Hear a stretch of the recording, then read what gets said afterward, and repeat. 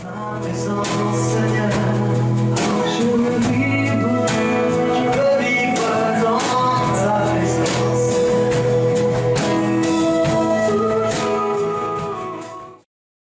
Entendre la parole. J'ai dit, je ne veux pas entendre, mais tu vas être traumatisé et tu vas me rappeler.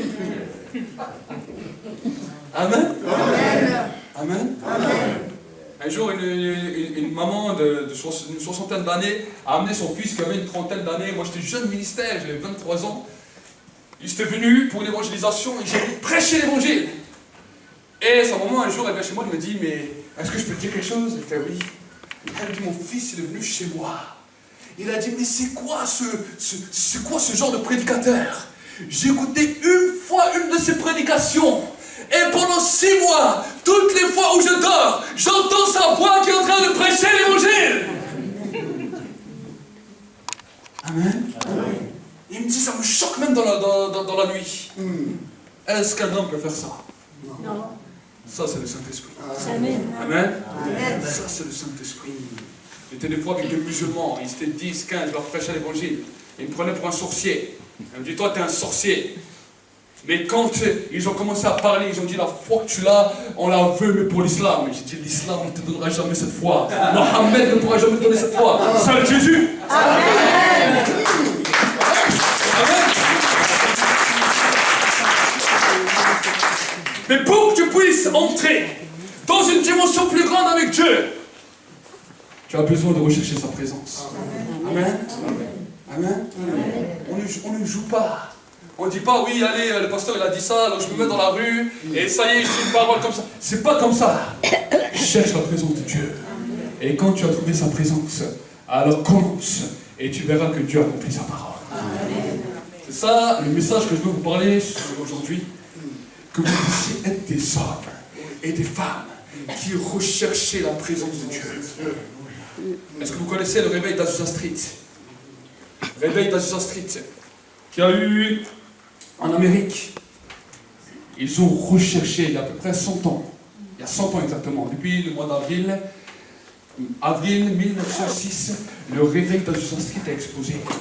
Et celui qui était l'homme leader, le pasteur de ce réveil, on l'appelait William Seymour. C'était un black américain qui était borgne et qui avait vraiment eu beaucoup de difficultés à travers son ministère. Beaucoup l'ont rejeté, mais à un moment donné, il était là avec sa troupe. Ils ont commencé à prier, à prier et jeûner pendant à peu près 10 jours. Et ils ont expérimenté un renouveau. Un renouveau du Saint-Esprit est descendu qui impacte encore aujourd'hui. Ce que vous voyez aujourd'hui dans nos églises, les dons et tout, ça a été ouvert le temps d'Azusa Street. Ça a été un réveil mondial où les hommes, les femmes du monde entier sont venus voir ce qui se passait. Et William Seymour, quand j'ai commencé à étudier sa vie, à regarder sa vie, c'était un homme qui était consacré à la prière et il priait fermement. Amen. Amen. Amen. Vous savez, quand tu commences à expérimenter dans la prière, au début c'est dur. Pendant les 40 premières minutes, tu sens rien. C'est pour cela que si tu commences par la lamentation, alors tes lamentations vont te laisser aussi sec que tu étais et le ciel va toujours rester fermé. Oh Seigneur, s'il te plaît, aie pitié de moi. Dieu ne marche pas par pitié. Est-ce que vous savez? Dieu ne marche pas par pitié. Dieu peut passer à côté des malades. Dieu peut passer à côté des pauvres sans rien faire. La Bible nous dit Dieu est omnipotent, omniscient, omniprésent. Il voit toutes les misères du monde, toutes les galères du monde. C'est pas pour autant qu'il agit. Mais qu'est-ce qu'on appelle l'onction? L'onction, c'est un moment où dans un certain endroit sur terre, la présence de Dieu qui était là, qui n'agissait pas, commence à entrer en action. Et c'est ça qu'on appelle l'onction. Amen. Amen. Dieu cherche les dieux. Il a dit, je vais me laisser trouver par ceux qui me cherchent. Et quand je regarde sur la terre, il n'y a pas beaucoup de gens qui me cherchent. Même mes propres enfants ne me cherchent pas. Ils cherchent les bénédictions. Ils cherchent la guérison. Ils cherchent les miracles. Mais ils ne me cherchent pas moi. Est-ce que vous savez? Vous savez, moi, au début, quand je me suis converti, en 2006, après, je suis rentré dans le ministère pastoral, j'ai commencé, et là, je priais, je jeûnais, je priais, je jeûnais. Je voyais des guérisons, je voyais des miracles, je voyais plein de sortes de choses. Et je dis, mais c'est trop facile, ça. Il dit l'évangile c'est trop facile. Tu as juste à prier, à jeûner, tu as la révélation qui tombe, et tu prêches, et Dieu fait les choses. Je dis c'est facile. Au bout d'un moment, ça m'a carrément aigri. Pourquoi? Parce que je voyais tellement de guérisons, tellement de miracles, que quand les gens ils venaient chez moi, ils me disaient ouais, pasteur, je souffre de ça et ça. Je dis ouais, assieds-toi là, après tu vas être guéri. Quand je priais pour lui, il était guéri. Et moi, j'étais aigri parce que je voyais ça, c'était normal. Vous savez ce qui s'est passé à partir de ce jour-là? J'ai commencé à expérimenter une amitié avec le Saint-Esprit. Jusqu'à ce jour-là, je ne connaissais pas ça. Je demandais à Dieu, remplis-moi du Saint-Esprit, remplis-moi de la puissance, remplis-moi de l'onction, remplis-moi de feu, remplis-moi de puissance et d'autorité. Mais là, j'ai connu une autre dimension. J'avais connu quelques années auparavant l'esprit de prière et de grâce. Mais maintenant, j'ai connu la personne du Saint-Esprit. La différence, c'est quoi? C'est que l'esprit de prière et de supplication, c'est le Saint-Esprit qui agit à travers toi. Mais quand tu connais la personne, il y a affaire à deux personnes. Là, ce n'est pas un temps où le Saint-Esprit utilise ta bouche pour prier, mais c'est un temps où tu commences à découvrir une personne. Amen. Amen. Ça change. C'est pour cela que la Bible nous dit, plusieurs viendront en mon nom, diront Seigneur, nous avons guéri les malades, Seigneur, nous avons chassé les démons, Seigneur, nous avons guéri les lépreux, nous avons ressuscité les morts. La Bible nous dit, le Seigneur leur dira en ce jour-là, retirez-vous de moi, je ne vous connais pas, homme qui commettez l'iniquité. Iniquité veut dire péché. La Bible nous dit que le plus grand blasphème qui ne sera jamais pardonné aux hommes, ni dans ce siècle, ni dans les siècles à venir, c'est le blasphème contre le Saint-Esprit. Et dans la traduction originale, il nous est dit de vivre chaque jour comme si le Saint-Esprit n'était pas une personne. Amen. Amen. Et quand j'ai commencé à découvrir ça, ma vie spirituelle a changé de tout autour. J'ai commencé à me sentir bien. Commencé à me sentir en paix. J'ai commencé à sentir que mes pensées, qui étaient avant malmenées à tout vent, avec des pensées, vous savez, c'est pas parce que vous êtes pasteur que vous avez des pensées qui ont été changées d'un coup. Vous avez des pensées d'impureté, vous avez des pensées mauvaises. Les gens, des fois, vous disent, ah, vous êtes un bon pasteur, et vous, à l'intérieur, vous dites, purée, heureusement que tu ne me vois pas à l'intérieur.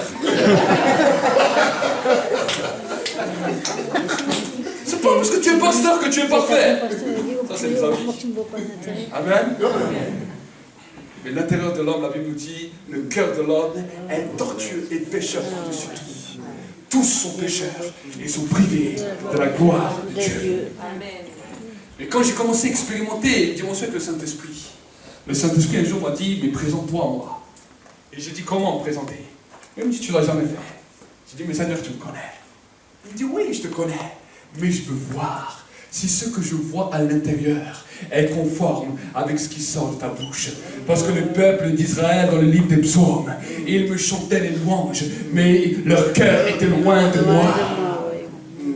J'ai dit, ok, dis, qu'est-ce que tu veux savoir? Et il me dit, dis-moi toutes tes pensées, même les plus mauvaises, même les plus méchantes, même tous les désirs mauvais que tu as à l'intérieur de toi. J'ai dit, sérieux? C'est ça que tu me demandes? Vous savez quoi? J'ai dit 2-3 phrases, je suis devenu tout rouge, je suis sorti. J'ai plus rien dit ce jour-là. J'ai dit, Seigneur, c'est la honte quand même. Tu imagines ce qu'il y a à l'intérieur de moi? Et c'est ce que m'a dit, continue. Il dit, tu n'as pas à rougir. L'amour croit tout. L'amour supporte tout. Il a dit, quand l'apôtre Paul parlait de l'amour, il ne parlait pas d'un charisme de Dieu. Il parlait de ma personne. Je supporte tout. Il me dit, je vois les meurtres, je vois les viols, je vois tout. Je suis sur la surface de la terre depuis le commencement. Alors que les ténèbres remplissaient l'abîme, l'Esprit de Dieu se mouvait au-dessus de l'eau. Je vois tout, je connais tout.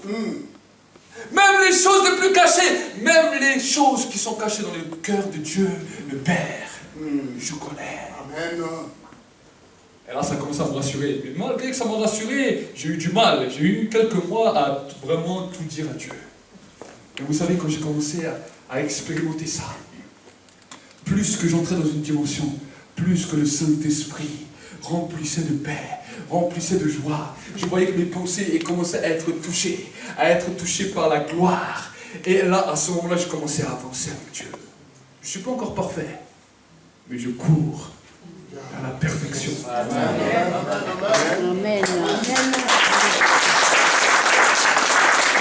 L'apôtre Paul, qui est l'apôtre Paul? À un moment, il parle à l'église de Romains, il dit, écoutez bien, le bien que je veux faire, je ne le fais pas. Le mal que je ne veux pas faire, voilà ce que je pratique. Qui va me séparer de ce corps de mort? Mais quelques versets plus loin, il nous dira, maintenant, c'est alors que je suis faible, c'est alors que je suis dans la faiblesse la plus totale, c'est alors que je suis fort, je puis tout par celui qui me fortifie. Et c'est pour cela qu'après, dans toutes les lettres des églises, il dira que la grâce de Dieu, l'amour de Jésus-Christ et la communion avec Le Saint-Esprit soit avec vous tous. C'est un qui a parlé le plus. Vous savez, quand on grandit beaucoup dans la communion avec le Saint-Esprit, alors le Saint-Esprit commence à mettre des règles lui-même. Amen. Amen. Il y a des choses que nous faisons des fois qui déplaisent à Dieu. Il y a des choses que nous pratiquons qui déplaisent à Dieu. Mais le Saint-Esprit, la Bible nous dit, quand il viendra, il convaincra le monde de péché, de justice et de jugement. Amen. Il va te montrer ce qui est péché, ce qui n'est pas péché. Jusqu'avant, c'est toi qui décidais. Tu dis, ah, ça c'est péché, ça c'est pas péché, ça c'est péché. Ah, en plus, tu trouves des versets de la Bible, hein, la Bible. Même Satan, il peut prêcher avec la Bible. Tu prends des versets de la Bible. Ah, mais pasteur, tu vois, lui aussi, il a fait ça. Abraham, il a menti. Un jour, j'ai entendu un pasteur qui dit, mais Abraham, il a menti, on peut mentir. Un autre, alors que je lui parlais, il me dit, mais frère, il ne faut pas être juste à l'excès. Là, Salomon a bien dit, ne sois pas trop juste à l'excès. Je dis, ah bon, c'est révélation d'où? C'est vrai que c'est écrit dans la Bible, mais ça c'est les hommes qui l'ont écrit quand ils étaient dans une situation de désespoir, quand ils étaient dans une situation de découragement. Abraham, quand il a menti, était rongé par la peur, et il a vu le grand pharaon, et il a dit, oh mon Dieu, il va me raccourcir celui-là si je dis la vérité. Nous n'avons pas reçu un esprit de peur, ni un esprit de timidité, mais nous avons reçu un esprit de force, de sagesse et d'amour. Un esprit qui te donne la capacité d'agir en vérité. Voici l'heure, dira Jésus, et elle est venue où les vrais adorateurs adoreront le Père en esprit et en vérité. Qu'est-ce que c'est la vérité? Pilate a dit, qu'est-ce que c'est la vérité? Jésus a dit, la vérité vous affranchira et la vérité vous rendra réellement libre. C'est quoi la vérité? Jésus a dit, je suis le chemin, la vérité. Et la vie. Christ est la vérité. C'est Jésus. Mais toi, tu dois aussi avoir un langage de vérité. Si dans ton cœur, tu as la haine contre les gens, regardez, je vais vous donner un exemple clair. Comme ça, vous allez comprendre. Une personne te fait du mal, un de tes ennemis. Pense à tes ennemis. Les ennemis, c'est mieux. Et la Bible, Jésus te dit, tu dois bénir tes ennemis. Les apôtres étaient plus vrais que nous. Ils sont allés voir Jésus, ils ont dit, écoute, là il y a un problème, augmente-nous la foi. Il a dit, moi j'ai l'habitude de l'épée. Une personne qui me saoule, je lui coupe la tête. Regardez, quand Jésus l'a amené, qu'est-ce qu'il a fait Pierre? Et 3 ans, il marche avec Jésus, il prend l'épée, il coupe l'oreille. Il dit, moi je vais leur montrer c'est qui le chef. C'est un guerrier, c'est un sanguinaire. Jésus parle à des sanguinaires, il n'a pas parlé à des personnes de bureau qui sont des victimes, qui ne sont jamais sortis d'eux. Il a parlé à des guerriers, des pêcheurs, qui avaient l'habitude de combattre contre la mer, contre toutes les choses. Et les pêcheurs, ils avaient l'habitude d'avoir des gros bras. Et quand tu marchais, ils marchaient comme ça. Les gens se retournaient et disaient, ah, c'est des pêcheurs. Jésus dit à ces hommes de charisme, écoutez-moi les hommes de charisme, tout le monde a peur de vous, c'est pour ça que je vous ai choisi. Vous êtes mes gardes du corps quand je vais quelque part. Jésus marchait, personne ne pouvait approcher Jésus. Lisez la Bible, hein. Je ne sais pas si vous avez la même Bible que moi, mais quand tu lis la Bible, on avait de la difficulté de s'approcher de Jésus. Il y avait des gros malabars à côté de Jésus. Il disait aux gens, tais-toi, tais-toi. Il les regardait. C'est pour ça l'aveugle n'a pas vu. S'il aurait vu vraiment les disciples, il aurait dit, mon Dieu. Mais lui, il voyait par là, il dit, Seigneur, fils de David, aie miséricorde de moi. Les grands malabars sont là, il dit, mais il n'a pas vu mes muscles, celui-là. Mais il ne te voit pas, il est aveugle. Mais quand il parlait aux autres, les autres se mettaient tout petits. Alors Jésus leur a parlé, il dit, c'est bien, vous êtes respecté. Quand vous allez dans un endroit, tout le monde vous respecte, tout le monde vous craint. Mais maintenant, quand un ennemi vient, tu dois le bénir. S'il te donne une claque sur la joue, tu dois lui tendre l'autre. Et dis, Seigneur, c'est terrible ce que tu me dis. Nous, augmente-nous la foi, là ça va pas. Amen. Pourquoi je vous dis ça? Parce que souvent, nous sommes des bons religieux, nous. Oh, on va pas taper, oh, on va pas insulter. Quelqu'un nous fait du mal, oh Seigneur, je le bénis, et ton cœur est en train de le maudire. Et plus qu'il le maudit, plus cette personne va t'en faire baver, va te faire la misère comme jamais. Vous savez, un jour, moi je travaillais dans une usine, et je travaillais dans une usine, là, le Saint-Esprit m'a enseigné ça. Et des gens, ils ont commencé à se moquer de moi, parce que j'étais ancien musulman. Des musulmans sont venus, ils ont commencé à m'insulter, à parler mal de moi. Et ils commençaient à me mettre la pression. Et au début, j'ai fait le bon chrétien. Seigneur, je les bénis. Je leur souris encore. Je dis, Seigneur, je les bénis. Je travaillais à la chaîne, il y avait des planches de bois. Et au bout d'un moment, j'ai dit, Seigneur, je les bénis, je les bénis, je les bénis. Et la colère commençait à monter. Et au bout d'un moment, je dis à Dieu, je dis, Seigneur, c'est pas possible. J'ai dit, moi, la bénédiction que je vais donner à ces hommes, je vais prendre la plonge, je vais leur casser sur la tête, ça sera ma bénédiction. J'ai dit, ça, c'est ce que je vais faire si toi, tu n'interviens pas. Je dis, je vais leur montrer qui je suis. Je dis, mais par contre, si toi, tu interviens, je veux bien accepter ton intervention. Mais s'ils continuent, je vais prendre cette plonge, je vais leur casser sur la tête, je vais les massacrer. C'était ma prière. Et quand j'ai prié comme ça, 10 minutes après, ils sont venus, ils ont recommencé. À ce moment-là, je les aimais vraiment. J'ai dit, moi-même, j'ai dit, je suis un fou. J'ai dit, des hommes sont en train de m'insulter. Plus qu'ils m'insultent, plus je les garde, plus je les aime. J'ai dit, Seigneur, est-ce que je suis fou? Le Seigneur, il me dit, ça, c'est mon œuvre en toi. Il m'a dit, l'amour ne vient pas de l'homme. Il n'y a pas d'amour de l'homme. Il n'y a que méchanceté, trahison, haine, rancune, méchanceté. Mais quand moi, je commence à mettre mon amour dans la vie d'un homme et dans la vie d'une femme, c'est lui le premier qui en est étonné. Ah, vous croyez que c'est d'abord tous vos voisins qui vont être étonnés? Ah, il est gentil, il dit rien. Ça, c'est la servitude. Beaucoup de chrétiens sont sur la servitude. Ils bouillonnent à l'intérieur. Mais on vous a dit de rester calme, de bénir vos ennemis. Alors vous êtes là, vous faites rien. Tout le monde dit, ah, il est gentil, ah, on peut lui faire tout ce qu'on veut à cet homme, cette femme. Et toi, tu penses dans ton cœur, ah, attends, si je t'attrape, tu vas voir. Pourquoi vous essayez de faire des choses par vous-même? Jamais vous allez y arriver. Moi, quand quelqu'un m'énerve, je dis, Seigneur, si toi tu n'interviens pas, je vais massacrer cette personne. Je vais la massacrer. Je prie encore même des fois aujourd'hui comme ça. Ça chante pour un pasteur. Hein? Je dis, mais si toi tu interviens, alors je suis content. Et je vais vous dire, chaque fois que je prie comme ça avec Dieu, je suis vrai. C'est ma façon de penser. La dernière fois, il y a 2 semaines, j'avais jeûné. 3 jours, j'ai jeûné. Je dis, ah, je vais m'approcher encore plus de Dieu. Quand j'ai fini le jeûne, le matin, je me réveille, tout m'énerve, je suis en colère contre tout. Je dis, c'est pas possible. Je dis, qu'est-ce qui m'arrive? Je dis, j'ai rien pour être en colère, tout m'énervait. Il fallait rien me parler, j'étais à 200 tensions. Et le soir, jusqu'au soir, j'essaie de batailler. Et quand je suis arrivé le soir, je dis, Seigneur, je dis, j'ai un problème.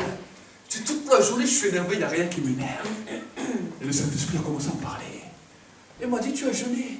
Il m'a dit, le jeûne, c'est un révélateur. Et il m'a dit, quand tu jeûnes et quand tu entres dans ma présence, la lumière fait sortir tout ce qu'il y a de ténèbres.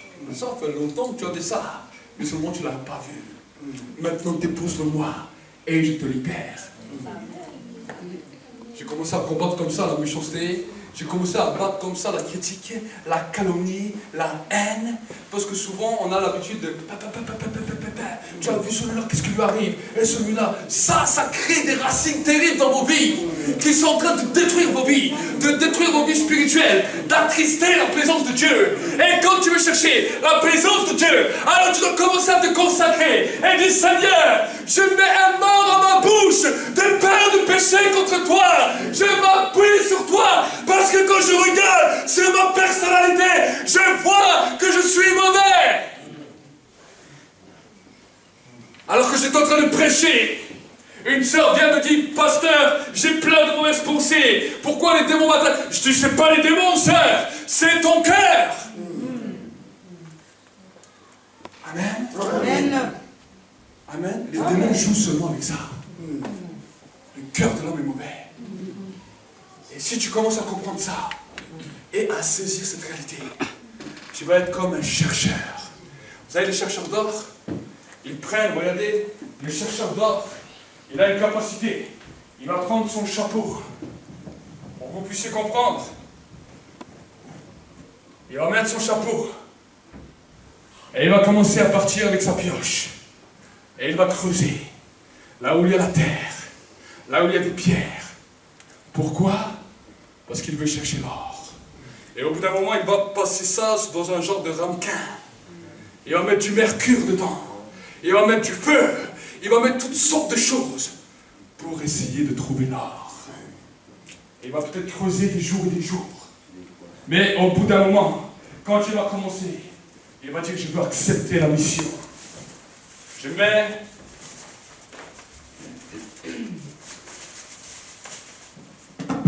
la tenue du travailleur.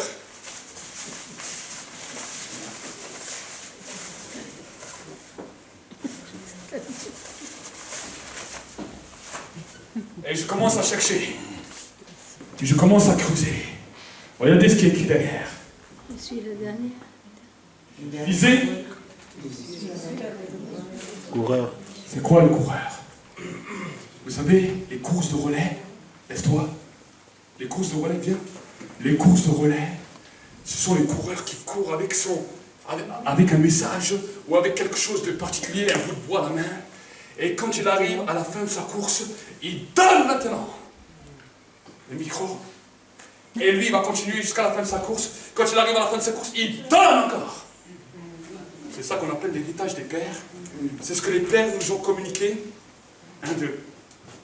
C'est ce que les pères nous ont communiqué. Ils nous ont communiqué la grâce. Ils nous ont communiqué la recherche du Saint-Esprit. Ils nous ont communiqué la recherche de sa présence. Et la question que je te pose ce matin, que le Saint-Esprit te pose, acceptes-tu la mission? Acceptes-tu la mission? Si tu acceptes la mission, alors tous ceux et celles qui acceptent la mission, venez devant. Venez devant, on va prier pour vous.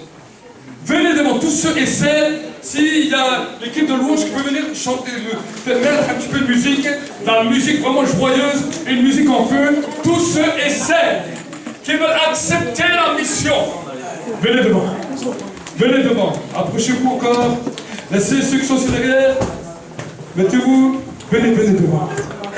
Venez devant. Alors, vous aussi, on va prier aussi pour vous, amen. Parce que vous êtes déjà dans la mission. Amen. Venez encore, venez. Non, il a dit, ils sont déjà dans Les frères puissent chanter vraiment un chant vraiment joyeux. Avec la joie, avec du feu. Amen. On est déjà dans la mission. Amen.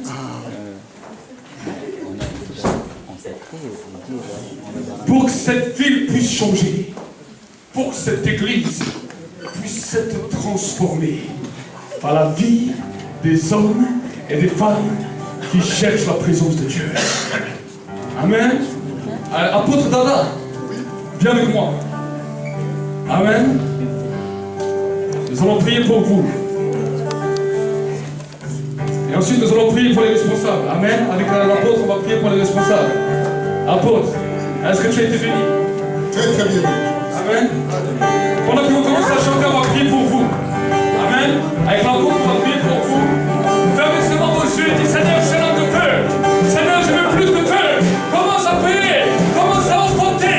Commence à emporter la pièce. Commence. Dis, Seigneur, je suis l'homme de feu. Une femme de feu. Un homme, une femme de pierre. Un homme, une femme de feu.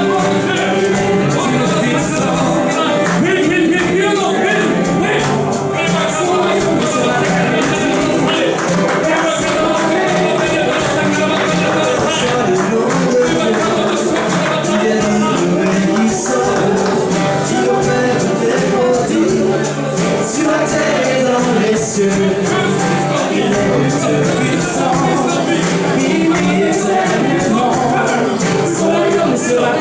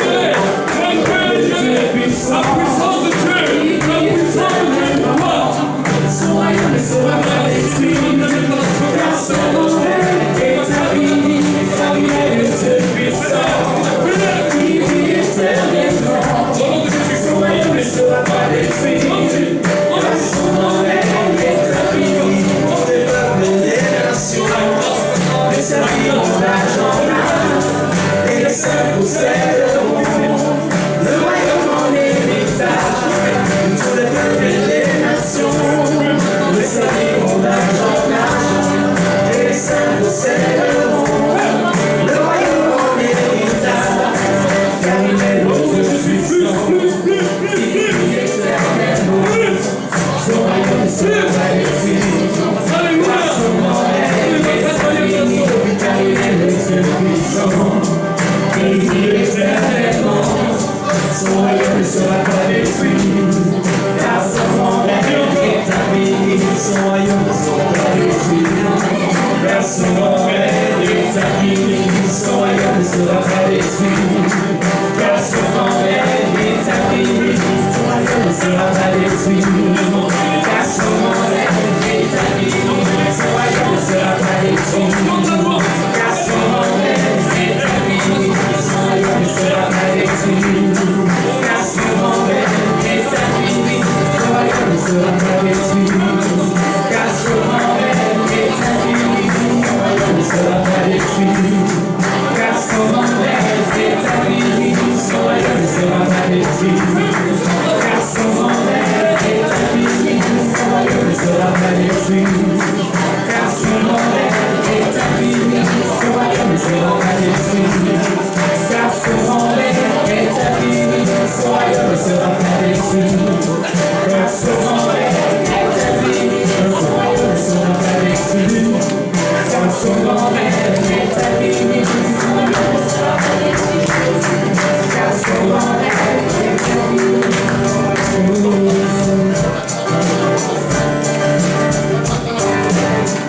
Il est le roi, roi, roi des rois, le Seigneur des son nom c'est Jésus, Jésus, Jésus, Jésus, oh.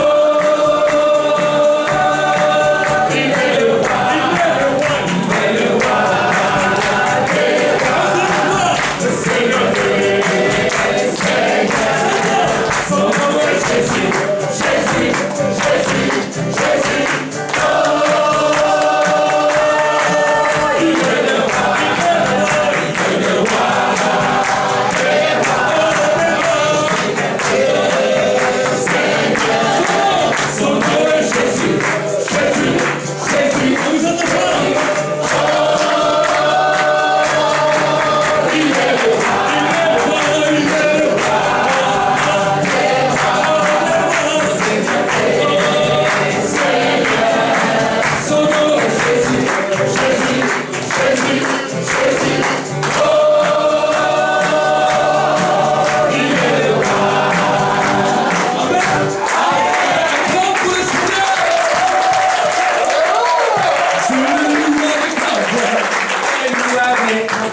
Je le loue avec ma voix. Je le loue avec ma voix. Et s'il me manque la voix, Je le loue avec mes mains. S'il me manque mes mains. Je le loue avec mes pieds. s'il me manque les pieds, Je le loue avec mon âme. s'il me manque mon âme, C'est que je le loue en haut. oh, je le loue avec ma voix. Je le loue avec ma voix. Je le loue avec ma voix. Je le loue avec ma voix. Je le loue avec ma voix. Je le loue avec ma voix. S'il me manque la voix, Je le loue avec mes mains. Je le loue avec mes pieds. les pieds, Je le loue avec mon âme. s'il me manque mon âme, C'est que je le loue là-haut. oh, s'il me manque mon âme, C'est que je le loue là-haut. oh,